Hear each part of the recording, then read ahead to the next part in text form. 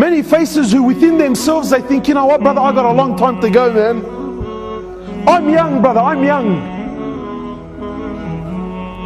My brothers, I've had the most interesting 5 weeks of my life. I've buried almost 8 brothers in the last 5 weeks. All of which were under the age of 25. All of which were under the age of 25 years old.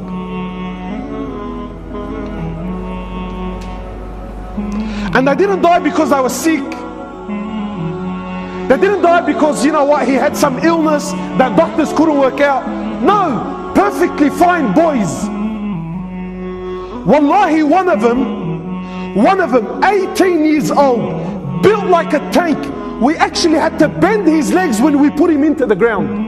He was so big, we actually couldn't fit him into the hole. We actually had to bend his legs to get him in there.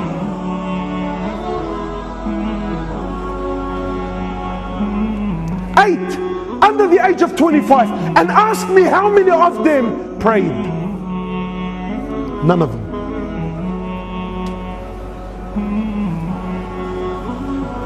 How many of them were familiar with Quran? None of them.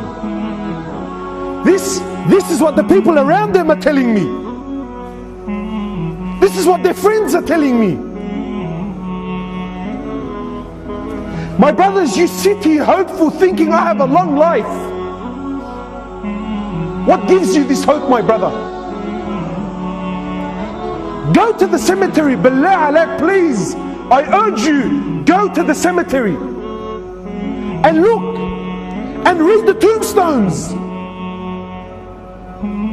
But gone are the days when, you know, wallahi, I remember growing up, death belonged to Abu Ali and Abu Ahmed, who's done Hajj, and all of his kids are now married, and you know, he's got grandkids, he's 70 years old, he's croaking a white beard. Those days are long gone. You know, I'm 30 now, and for the most part of my life, every funeral I went to was in the old section of Rookwood Cemetery. In the last few years, we filled up that one, plus 2 new sections that they gave us, and we're already halfway through the new one that they gave us. And 70% of these people that are buried there, 70% are under the age of 35 years old.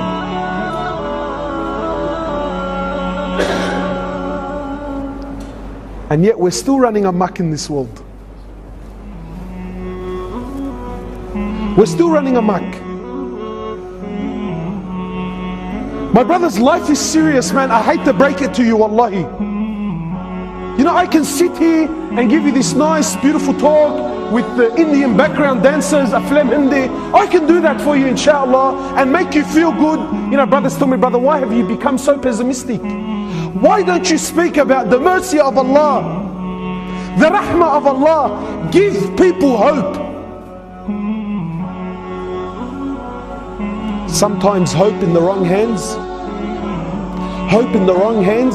can actually destroy the person. One of the great companions of Muhammad sallallahu alaihi wasallam, I believe it was Mu'adh bin Jabal, I believe it was him, on his deathbed, khalas, last days in his life, he speaks between him and Allah, conversation now between him and Allah. He says, Ya Allah, you know that I lived my whole life in fear of you. He says, Ya Allah, I lived my whole life in fear of you. And now, Ya Allah, I'm on my deathbed. Khalas, I'm dying, I'm going, I'm leaving.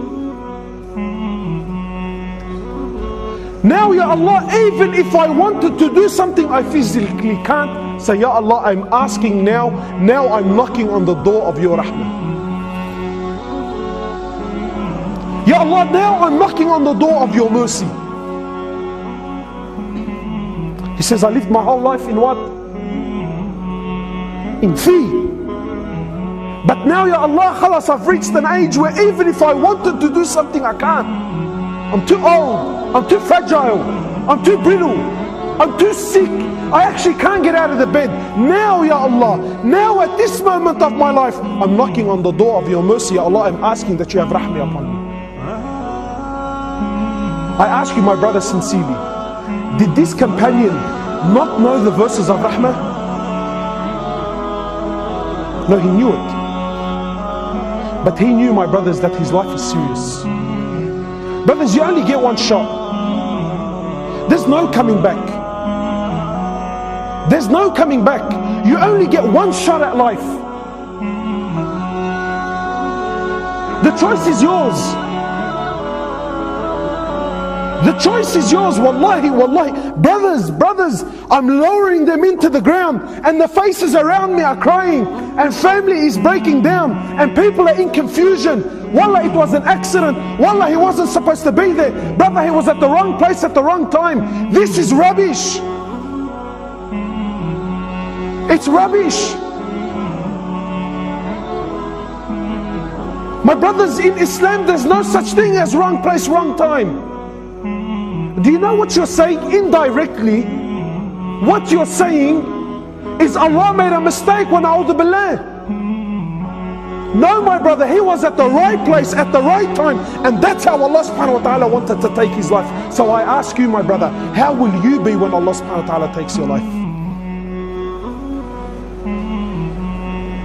Why is it that we're 20 and 25 and 26 and 30 and we still feel like we're young? Brother, what made you young?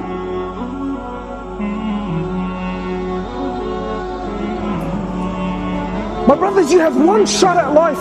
One shot. There's no coming back. You can't come back to fix things up. Please, my brother, wallahi, I'm begging you, not for my sake, for your sake, make it right, man. Make it right.